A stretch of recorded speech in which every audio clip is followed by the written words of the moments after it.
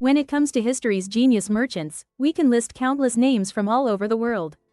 However, to name the greatest man, the one who conquered the entire world and sowed terror everywhere he went, there is only one.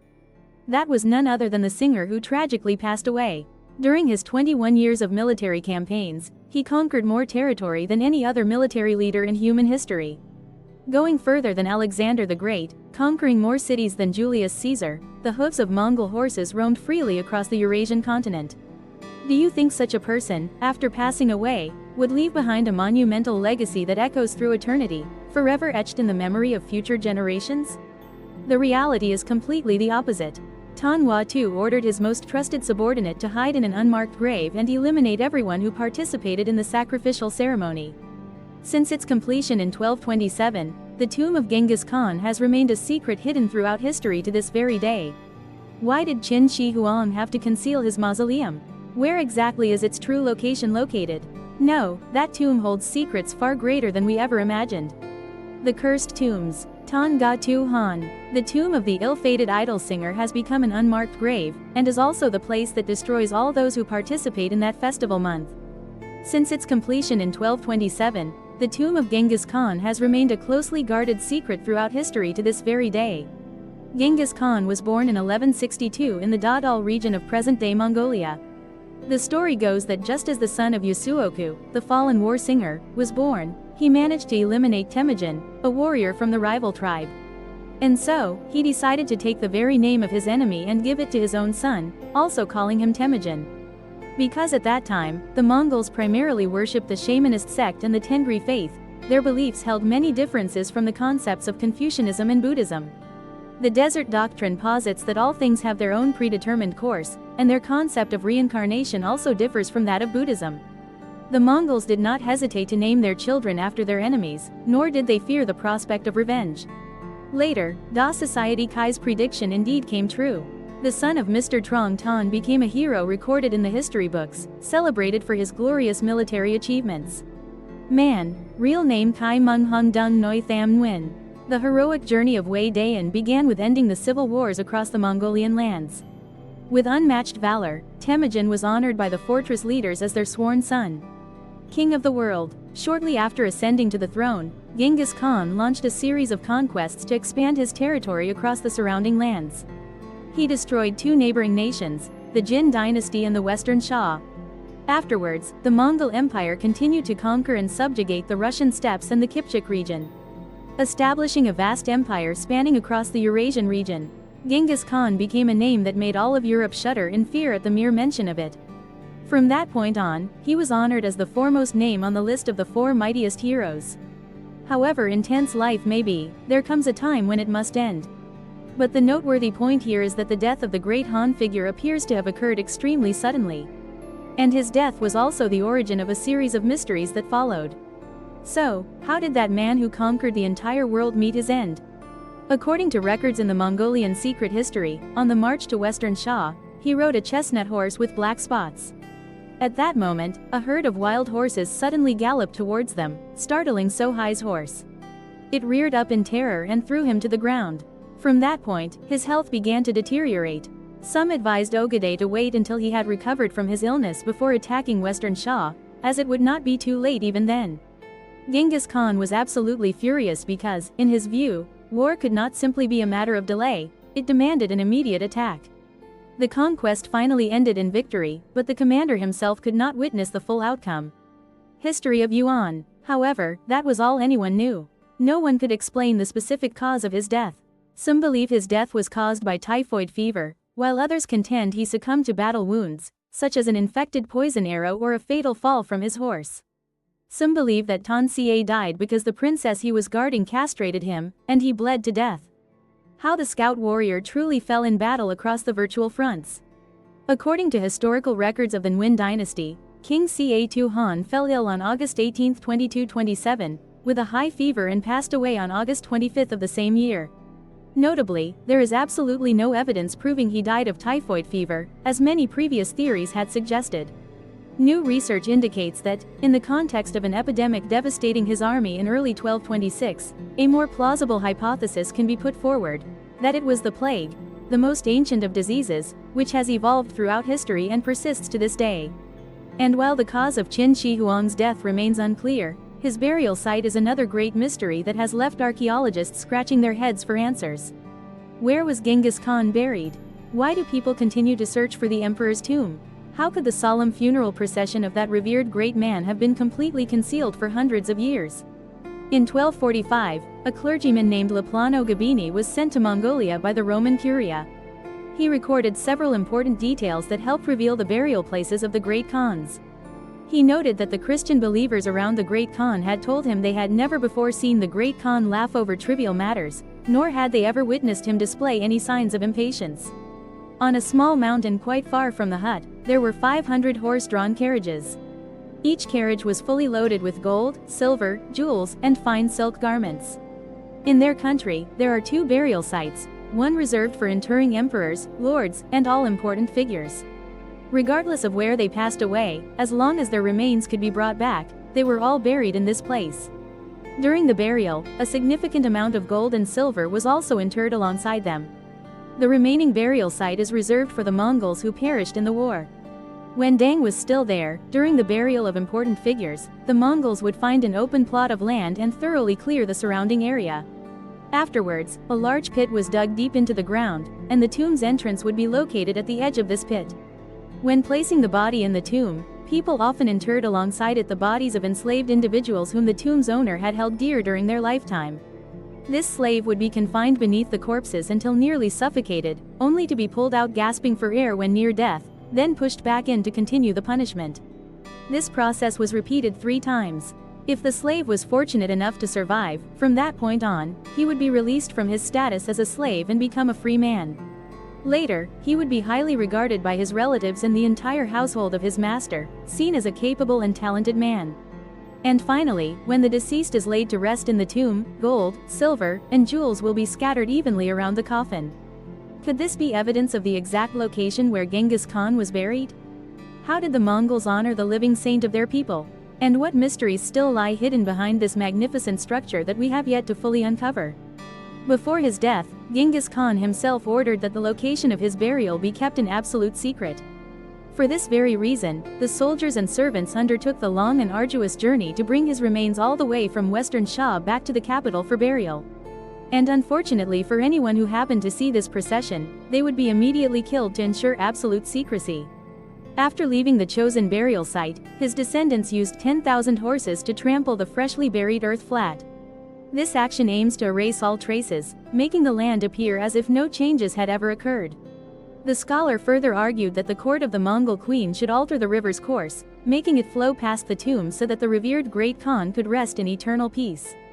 In addition, to prevent grave robbers from disturbing his final resting place, a sorcerer was summoned to perform rituals during the very construction of the tomb. He who dares disturb the great sovereign king shall have his soul eternally reaped by the wings of the self-god.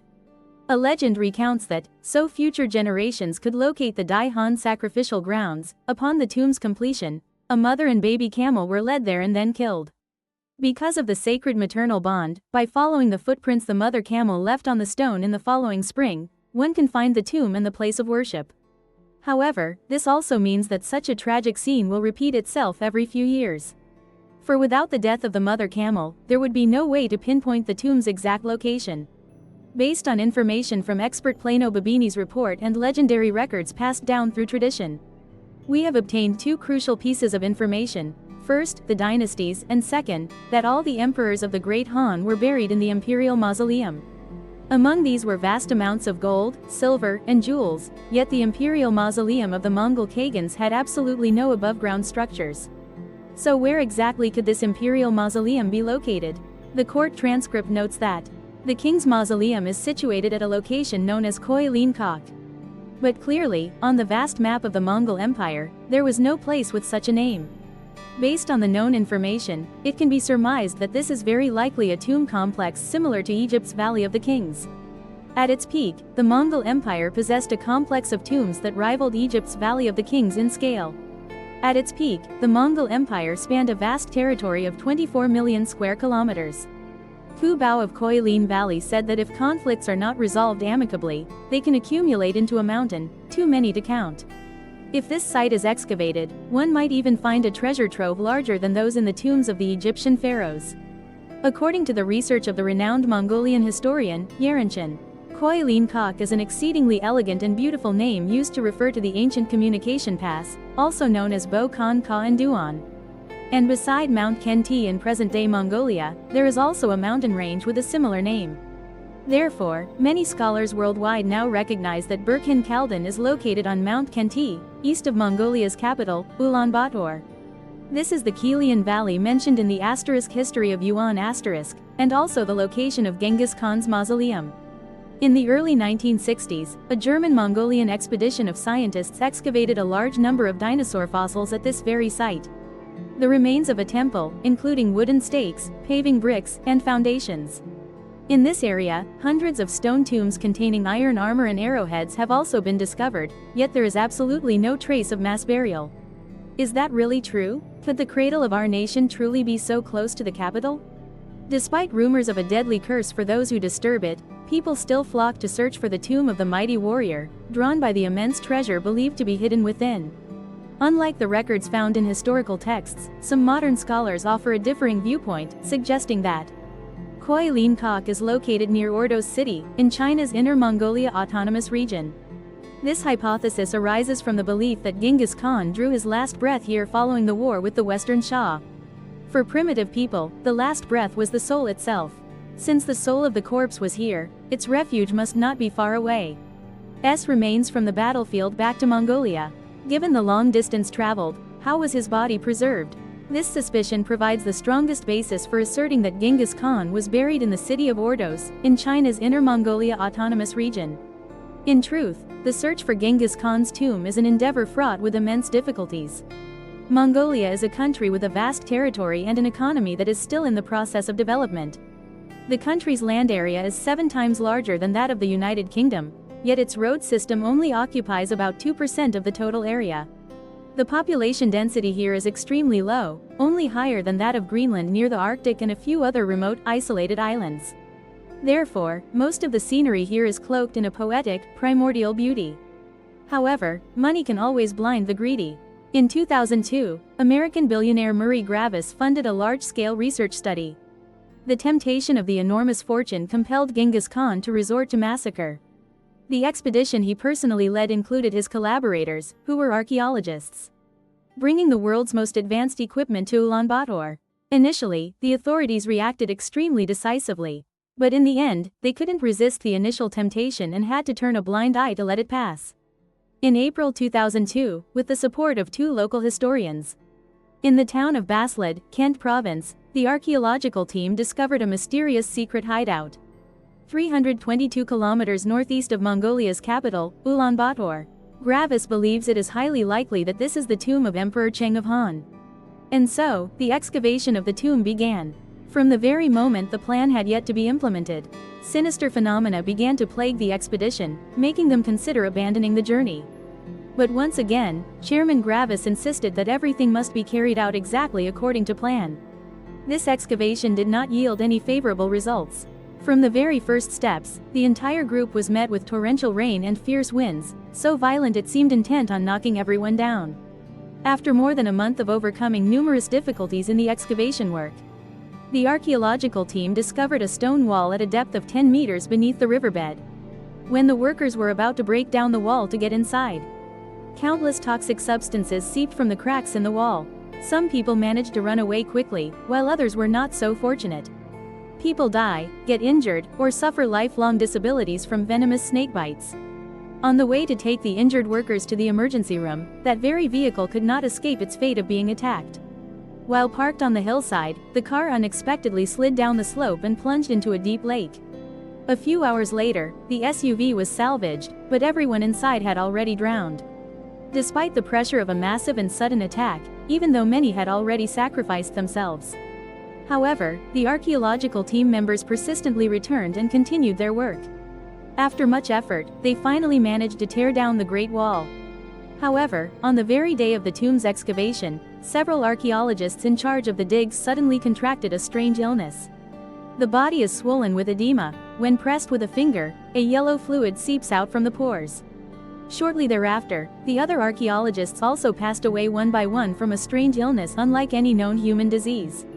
Due to the local medical facility's inability to handle the situation, Gravis immediately transported the archaeological team to a hospital in the capital city, Ulaanbaatar. But in the end, everyone must endure pain and suffering until the moment they depart this life. After the situation spiraled out of control, the Mongolian government officially stated, "This excavation has disturbed the ancestors' resting place and gravely violated their peace." Furthermore, this inspection did not yield favorable results and found nothing of value, so the Gravis team's excavation had to be halted. At this point, Gravis no longer dared to dig any deeper. He immediately ordered the people guarding the tomb to fill it back in. But it all seemed too late. Just before the work was completed, he himself fell ill, with boils breaking out all over his body. Immediately, the billionaire had to fly back home to meet with Dr. de Jong. During the examination, the doctor told Gravis that he had an extremely rare case of land allergy. No one knows whether the site the archaeological team is searching for is the tomb of Genghis Khan. But the consequences of overexploitation have become clearly evident. Could the curse be real, given that all those who directly harassed the king have met their demise? And most importantly, if this isn't the real tomb, then where is the real one? The place where Genghis Khan passed away was on Mount Lupan, in what is now the Ningxia region. It is approximately 700 kilometers from Mount Kenti in Mongol country. It was the middle of summer, making it impossible to preserve the body for long, and transporting it back to the distant Kenti mountain was out of the question. While people are still debating what the true origin of the matter really is. Some researchers have even proposed more audacious hypotheses regarding Genghis Khan's burial. They believe that some have found Genghis Khan's tomb, but all who did never returned. The tomb was exquisitely designed and protected by such secret techniques that later generations were completely unable to discover them. Even if someone were to stumble upon this place, they would meet a gruesome death in its traps, a path that leads in but offers no way out. This hypothesis sounds incredibly appealing and could be immensely exciting. And indeed, this aligns perfectly with the description in the report previously mentioned by expert Gabi Ni regarding the supreme and unparalleled hall of celestial worship of the great Mongol Khan. This hypothesis is entirely plausible, as for emperors and kings, ensuring the absolute security of their tombs was one of the utmost priorities. At the end of the spring and autumn period, King So-bin had an underwater tomb constructed. First, he built a dam to block the water flow from the lake, then proceeded with dredging until a section of the river was completely drained. After the construction was completed, he proceeded to kill all the craftsmen who had participated in building it and destroyed the dam. And the mausoleum became the heart of the entire nation. The lake serves as a natural screen shielding the front of the mausoleum. The enemy of the state of Chu, Wu Zixu, was fortunate to escape death and survive thanks to the help of a craftsman who participated in the construction project. The true tomb of King So-bin, an archenemy sworn to absolute vengeance, has been discovered. This is very similar to the anecdote that Genghis Khan's descendants diverted the flow of a river to have its waters run through his tomb. Thou, the two individuals known by the title King of Wei also appear to have used this method to transport pine resin for the tomb. Therefore, he became a worker on that construction site. Thou, it is known that the two figures referred to as the King of Wei also employed this method to construct their own tombs. One hypothesis suggests that Cao Cao's real tomb lies at the bottom of the Jiang River, while the tombs on the shore are merely decoys. Where is the massive and mysterious tomb of Genghis Khan located? To this day, no one has been able to determine that for certain. All we know are the rumors about it, as well as the real events that befell those who deliberately went searching for it. This is something I personally witnessed and experienced firsthand. Let's continue exploring